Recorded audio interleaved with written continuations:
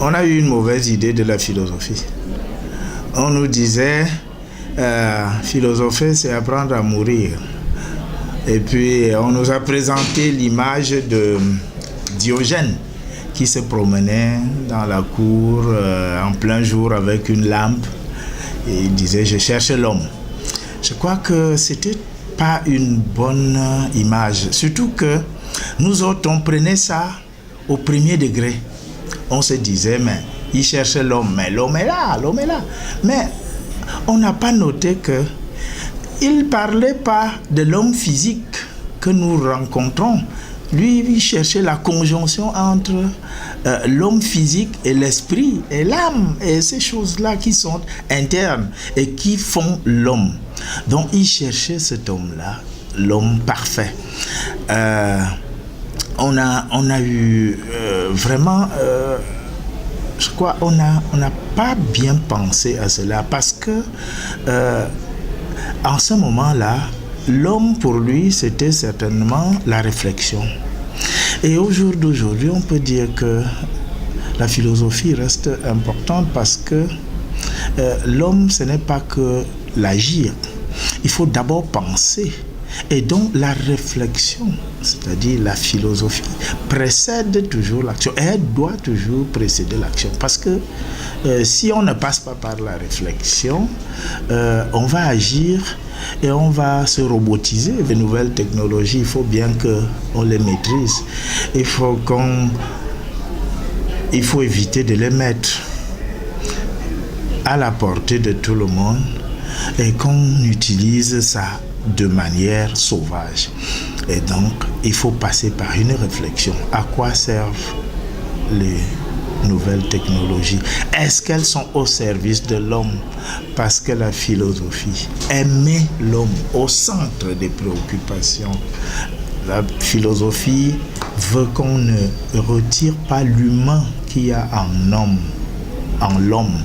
Si on fait cela, évidemment, on se déshumanise et nous devenons plus robots que les robots que nous-mêmes nous fabriquons. Je crois que si je prends la philosophie de ce côté-là, pour moi, elle reste encore très, très utile.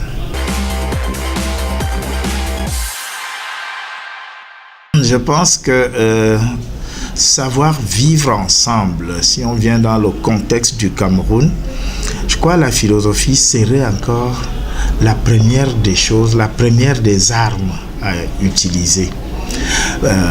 Pourquoi? Parce que à partir du moment où, pour le philosophe, il faut placer l'homme ou l'humain qu'il y a en l'homme au centre, si on le fait, je crois qu'on ne peut plus arriver à repousser, à exclure les autres. On ne peut plus arriver à tuer. Parce que on parle de savoir-vivre et on parle de vivre ensemble, on parle de savoir-faire, on parle de savoir-être. Toutes ces choses-là dont on parle aujourd'hui sont à l'essence, à la base même de la philosophie. Parce qu'elle est réflexive, elle commence par réfléchir sur soi et sur le monde. Et quand la philosophie a atteint ce niveau-là, elle influence dans les actes qu'on pose.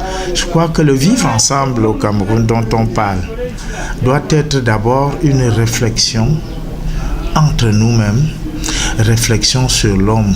Que sommes-nous? Que voulons-nous? Et si nous nous connaissons, nous pouvons donc connaître celui qui est à côté de nous.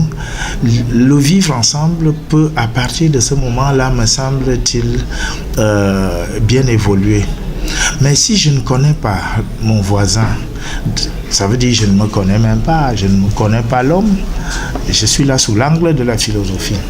Si je ne me connais pas, comment voulez-vous que je respecte l'homme qui est à côté de moi? Je vais arriver tout simplement à le tuer, à l'assassiner. Ce que nous vivons dans 2 de nos régions en ce moment. Je crois que la philosophie a encore de très grands jours devant nous.